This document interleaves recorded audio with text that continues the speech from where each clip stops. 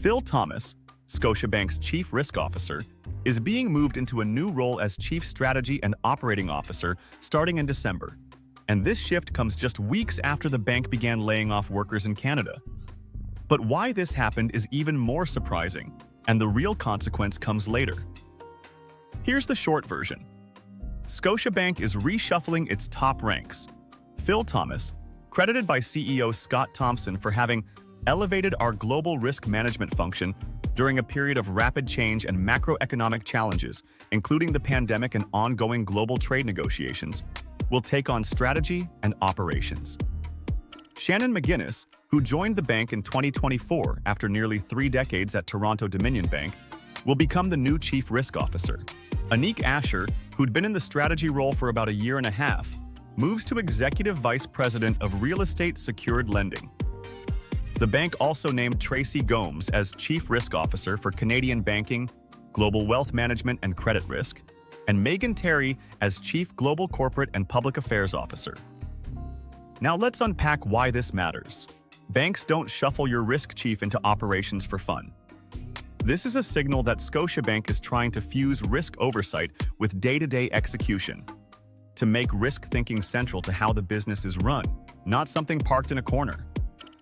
That matters in a world where shocks, pandemics, trade fights, political tariffs can ricochet through supply chains and loan books faster than ever. Thomas has been public about assessing threats from tariffs, and the bank clearly values that experience as it reshapes its business. But here's the twist: the timing. These changes arrive weeks after layoffs in Canada, and a memo from the head of Canadian business, Aris Bogdanaris, acknowledged the pain. A transformation of this scale is not easy, especially when it means saying goodbye to valued colleagues. He added the bank will deprioritize and eliminate activities that take up too much of our time and add little value to our clients and employees. Translation: leadership believes trimming and reconfiguring operations will boost efficiency, but it also creates near-term disruption. Who wins and who loses? Executives who can translate risk insight into operational change win influence and career upside. Shareholders may cheer if the shuffle delivers cost savings and clearer strategy. A bump to profitability metrics. Markets watch. Frontline employees and middle managers risk bearing the brunt of cuts and role changes, and customers could feel service slowdowns or product shifts while the bank reorganizes. What should you, as a customer, employee, or investor, do? If you're a client, keep a close eye on your relationship manager and any changes to terms on mortgages or lending products. The bank's move of Asher to real estate lending could signal renewed focus there. If you're an employee, expect more restructuring and look for where the bank wants to consolidate roles.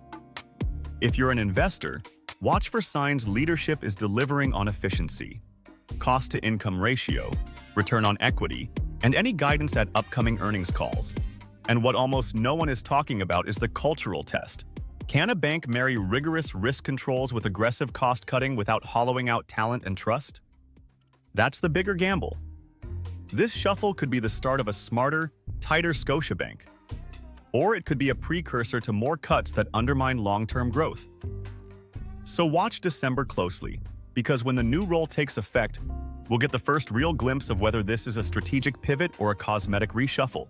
Either way, the choices Scotiabank makes now will ripple through jobs, mortgages, and investor returns for years to come.